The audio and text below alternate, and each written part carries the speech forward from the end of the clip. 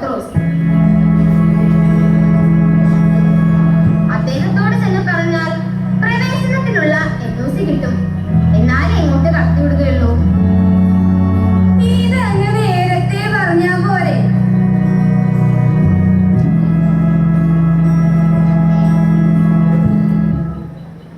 മോനെ പത്രോസേ, നമസ്കാരം. എനിക്ക് ആ സ്വർഗത്തിലേക്കുള്ള നോസി ഇങ്ങനെ ചേട്ടത്തിയുടെ പേരെന്താ? അയ്യോ, എന്നെ മനസ്സിലായില്ലോ. ചേമ്പൂട്ടിൽ ഓനായുടെ ഭാര്യ ത്രേസ്യ. ചേട്ടത്തിയുടെ പേര് ഈ കമ്പ്യൂട്ടറിൽ കാണുന്നില്ല. കുറച്ചു നേരം അവിടെ വെയിറ്റ് ചെയ്യും, നോക്കട്ടെ. അങ്ങനെ വരാൻ വഴിയില്ലല്ലോ. തറവാട്ട് മീമ അനുസരിച്ച് എന്റെ പേര് 40,000 രൂപ കട്ടത് അല്ലേ? നിനക്ക് എന്റെ താലിമാല വേണോ? അല്ലടാ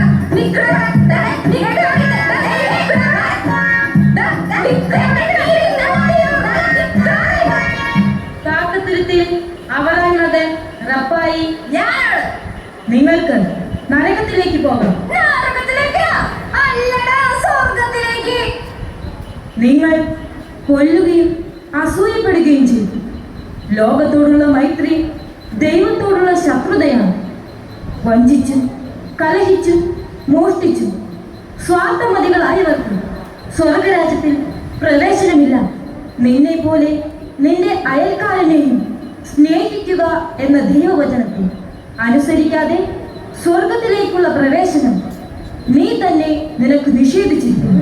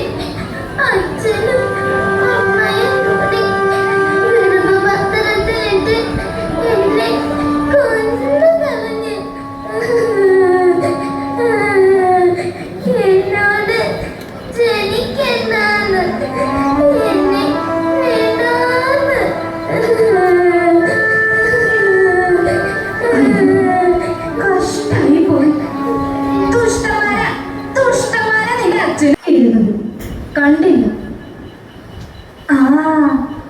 അവിടുത്തെ പരിപാടികളൊന്നും കഴിഞ്ഞിട്ടുണ്ടായില്ല. അമേരിക്കയിൽ ജോസും ടെപ്പി കാണില്ല. അതാവും ഇത്ര താമസം. ഏതായാലും ഒന്ന് വിളിച്ചു നോക്കാം.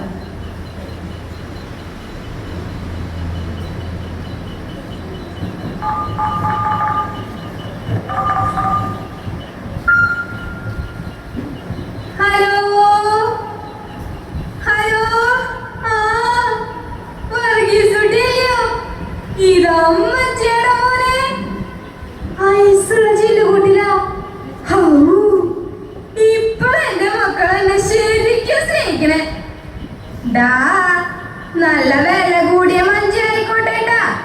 നിറച്ച് പൂക്കൾ ഇടണം. 5 അച്ഛന്മാരാ? അതൊന്നും പോരാ. അച്ഛന്മാരെ കിട്ടാനില്ല. ഞാൻ പണ്ടേ പറഞ്ഞിട്ടുള്ളതാ, മെത്രാനെ ചെയ്യാണ്ട് എന്റെ ശവം തൊട്ട് പോകരുതെന്ന്. പിന്നീടാ സിനിമ വിളിക്കണം. അതന്നെ വീഡിയോ. അമേരിക്കക്ക് കൊണ്ടുപോകണ്ടടാ. പിന്നെ മക്കളും മരിയക്കളും ഒക്കെ ചുറ്റൂരുന്ന് കരയണില്ലേ? തോണിട്ടി വേണമെങ്കിൽ ഒരു മൈക്ക് സെറ്റും വെച്ച് കൊടുത്താടാ. നാലാളെ കേക്കട്ടെ. അല്ലെങ്കിൽ നാട്ടുകാരെന്താ വിചാരിക്കും? ശരി, ഓക്കെ ഓക്കെ ഓക്കെ. നിങ്ങളുടെ പേര് ഇതുവരെ എവിടെ എത്തിയിട്ടില്ല.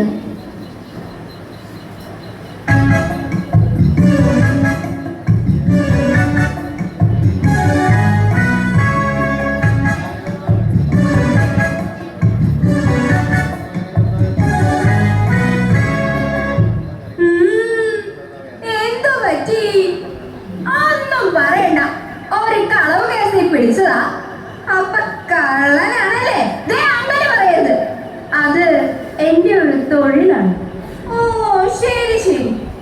എന്നിട്ട് ഒരു അമേരിക്കക്കാരന്റെ വീട്ടിലേക്ക് കയറി 40,000-40,000 രൂപ കിട്ടി. പോരുന്ന വഴിക്ക് ആ വീട്ടിലൊരു കുരുത്ത കെട്ടതള്ള ഓർക്കത്തിന്ന് ചാടി എഴുന്നേറ്റ് വന്നു. തള്ളയുടെ കഴുത്തിലാണെങ്കിൽ 10-12 പവന്റെ താലിമാല. അത് പൊട്ടിക്കാൻ കഴുത്തിലേക്ക് കൈവച്ചതോ എന്തോ ഒരു സാധനം എടുത്ത് ആ തള്ളന്റെ തലയിൽ ഒറ്റയടി. ഓ, കുറെ നാള് കഴിഞ്ഞ് ഈ മുറിവ് അടയാളാക്കി പോലീസ് എന്നെ പൊക്കി. ലോകപ്പെട്ട് ഇടിച്ച് അതുവരെ നടന്ന എല്ലാ കളവ് കേസും എന്റെ പേരിലാക്കി. മർമ്മത്ത് കിട്ടിയ ഒരൊറ്റയടി എന്റെ അമ്മോ. 5-6 കൊല്ലം മുമ്പ് അധ്യായം ഇങ്ങോട്ട് പോന്നേ ഒരു സീറ്റ് പിടിച്ചു വെക്കാൻ. ഞാൻ അങ്ങോട്ട് ചെല്ലട്ടെ. അധ്യായം അവിടെ തന്നെ ഉണ്ടാവുമല്ലോ. മോനെ പത്രോസേ, എന്റെ പേരൊന്നും കൂടി സൂക്ഷിച്ചു നോക്കി. അതിന് മരിച്ച് സംസ്കാരം കഴിഞ്ഞാല് ഈ കമ്പ്യൂട്ടറിലേക്ക് പേര് വരും. അത് ശരി. എന്നാ വെയിറ്റ് ചെയ്യാം.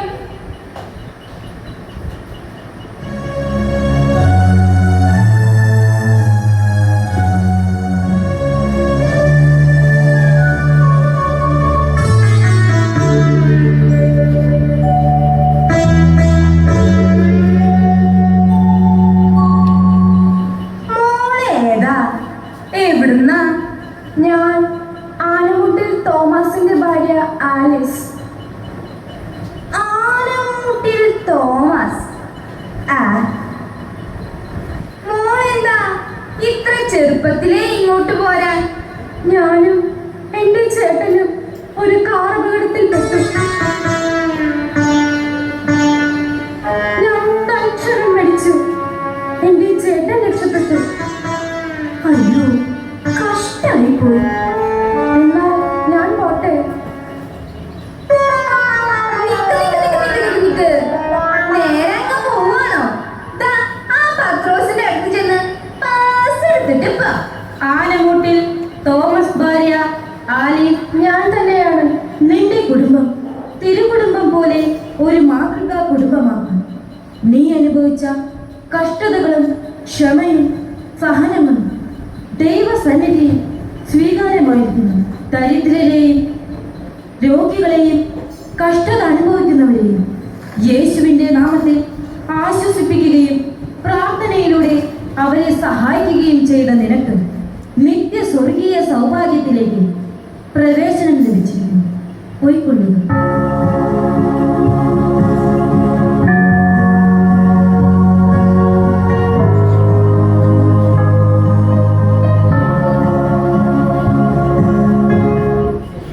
മോനെ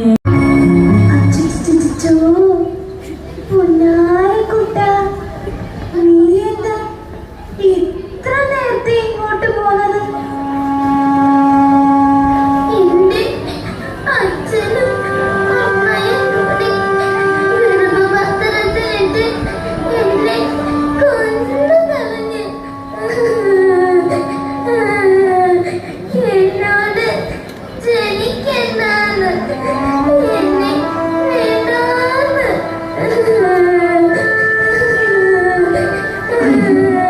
കഷ്ടായി പോയി.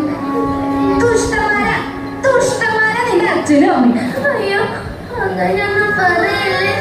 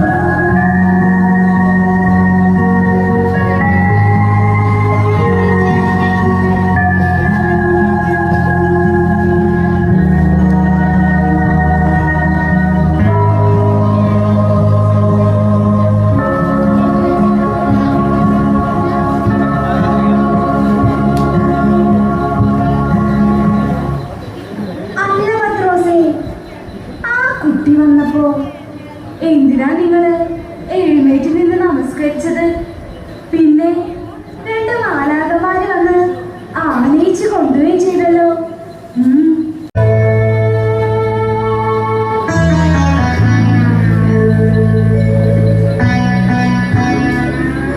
എന്താ മോനെ, കോളേജിലൊക്കെ ചെത്തി നടക്കേണ്ട പ്രായത്തിൽ ഇവിടെ കൂട്ടുകാരിൽ നിന്നും പഠിച്ച ശീലം തിരിച്ച് കൊതി തീരും മുമ്പ് എന്നെ ഇവിടെ എത്തിച്ചു.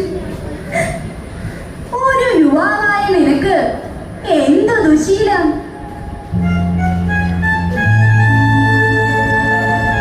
ഞാൻ ഒരു എംകോ വിദ്യാർത്ഥിയാണ്. ഹാൻസും പരമ്പരാകും ഞാൻ സ്ഥിരമായി ഉപയോഗിച്ചു. പലരും എന്നെ ഉപദേശിച്ചിട്ടും ഞാനത് തുടർന്നു. എനിക്ക് ക്യാൻസർ രോഗം ബാധിച്ചു. എന്റെ മാതാപിതാക്കൾ ജീവിതകാലം മുഴുവൻ ബുദ്ധിമുട്ടി സമ്പാദിച്ച 8 ലക്ഷം രൂപ എന്റെ ചികിത്സയ്ക്ക് വേണ്ടി ചെലവാക്കി. പക്ഷേ ഞാൻ രക്ഷപ്പെട്ടില്ല.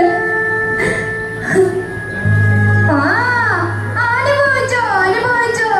ഇന്നത്തെ എല്ലാ ചെറുപ്പക്കാരും മദ്യത്തിനും മയക്കുമരുന്നിനും അടിമകളാ. ഇവന്റെ മരണവാർത്ത അറിഞ്ഞെങ്കിലും ജീവിച്ചിരിക്കുന്ന ചെറുപ്പക്കാര് ഈ വക ദുശീലങ്ങളിൽ നിന്നൊന്നും പിന്തിരിഞ്ഞേക്കും. ദീപക് കുഴിപ്പറമ്പിൽ വീട്. മകനും ജഡമോഹങ്ങൾ ആത്മാവിനെതിരാണ്. മദ്യപാനം, മയക്കുമരുന്ന്, ശത്രുത, കലഹം, വ്യഭിചാരം, മതിരോത്സവം, അസൂയ, കോപം എന്നീ ജഡിക വ്യാപാരത്തിൽ ഏർപ്പെടുന്നു. സ്വർഗരാജ്യം അവകാശപ്പെടുത്തുകയില്ലെന്ന് നിനക്കറിയില്ലേ? ജഡികാസക്തികളെ മാത്രം മോഹിച്ച് നീ തന്നെ തിരഞ്ഞെടുത്ത നിത്യ നരകാഗ്നിയിലേക്ക് പോയിക്കൊള്ളുന്നു.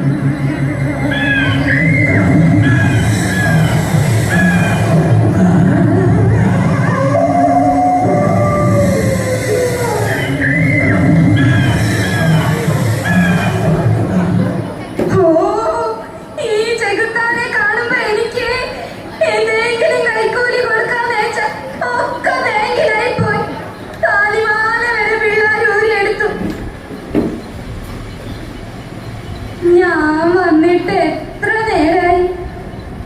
എന്റെ പേര് ഒന്നും കൂടി തപ്പി നോക്കിയേ മോനെ.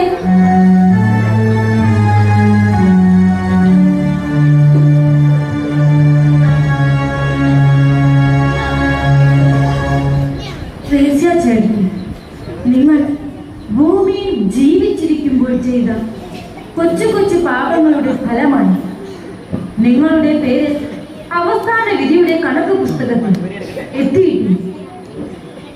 നിങ്ങളുടെ പാപങ്ങൾ നിങ്ങളിൽ നിന്നും നീക്കം ചെയ്യും ശുദ്ധീകരണ സ്ഥലത്താണ് നിങ്ങൾ.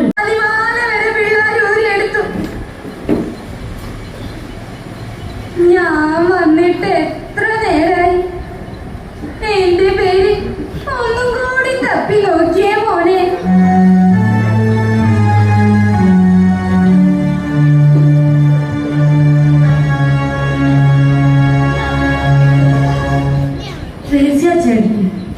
നിങ്ങൾ ഭൂമിയിൽ ജീവിച്ചിരിക്കുമ്പോൾ ചെയ്ത കൊച്ചു കൊച്ചു പാപങ്ങളുടെ ഫലമാണ് നിങ്ങളുടെ പേര് അവസാന വിധിയുടെ കണക്ക് പുസ്തകത്തിൽ എത്തിയിട്ടുണ്ട്.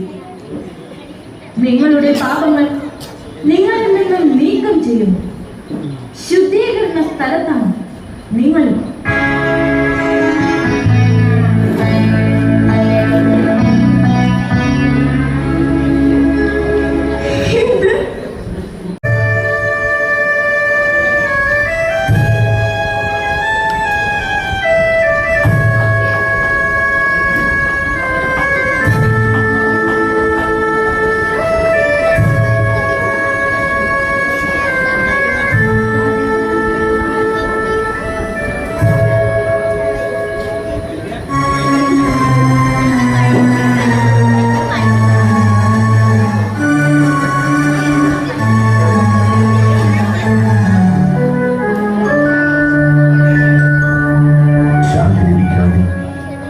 ജീവിച്ചിരിക്കുന്നവർക്ക് മനസ്സിലാക്കാൻ കഴിയാത്ത വേദനയും പേറി അന്ധകാരത്തിൽ തപ്പിക്കളയുന്ന ആത്മാക്കൾ സ്വർഗരാജ്യത്തിലെ നിത്യ സൗഭാഗ്യവും സമാധാനവും അനുഭവിക്കാൻ ശുദ്ധീകരണ സ്ഥലത്ത് വിലപിച്ചുകൊണ്ടിരിക്കുന്ന ഈ ആത്മാക്കൾക്ക് മോചനമില്ല.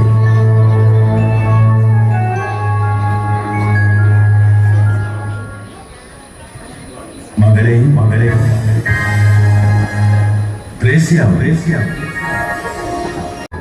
മോചനമില്ല.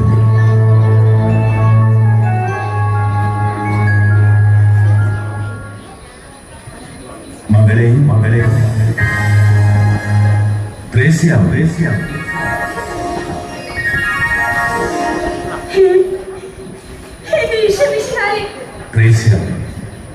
നിനക്ക് ശുദ്ധീകരണ സ്ഥലത്തു നിന്നും മോചനം ലഭിച്ചിരിക്കുന്നു.